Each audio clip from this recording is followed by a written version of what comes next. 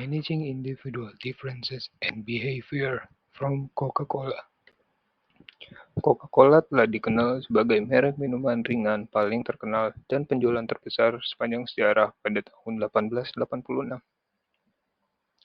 Coca-Cola pertama kali disajikan pada tanggal 8 Mei 1889 di Jacobs Pharmacy. Sebanyak 9 minuman telah terjual sepanjang tahun. Kini, Coca-Cola menjadi brand atau perusahaan kuat yang berdiri lebih dari satu abad. Coca-Cola dibangun dengan prinsip promise and value.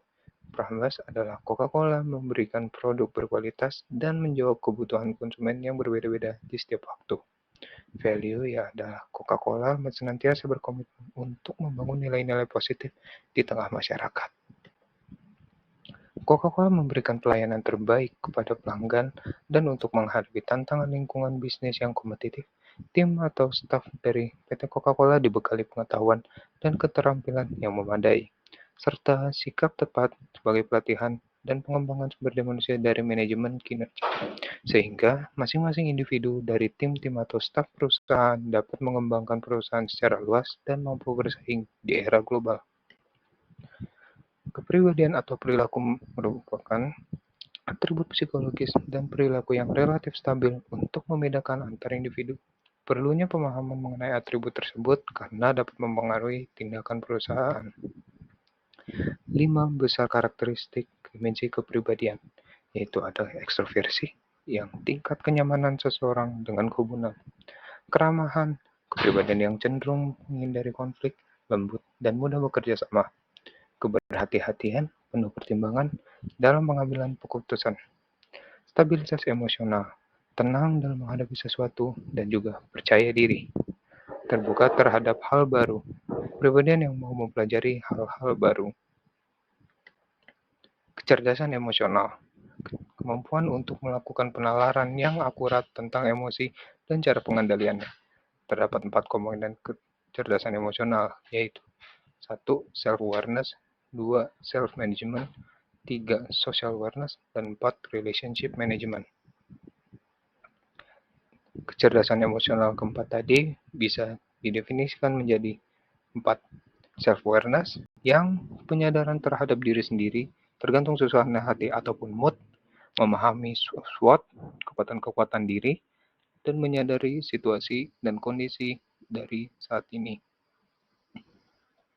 Self-management atau pengelolaan diri, mampu mengerahkan dirinya dengan self-talk yang lebih positif, emosinya terkendali, bertindak dengan memikirkan akibat jangka panjang dalam tindakannya.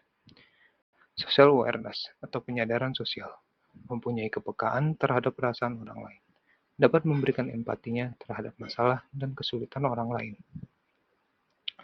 Social relationship dapat membangun dan membina hubungan yang langgeng dan harmonis, mampu berinteraksi nyaman dan dengan orang lain, dapat menjadi teman pergaulan yang menyenangkan.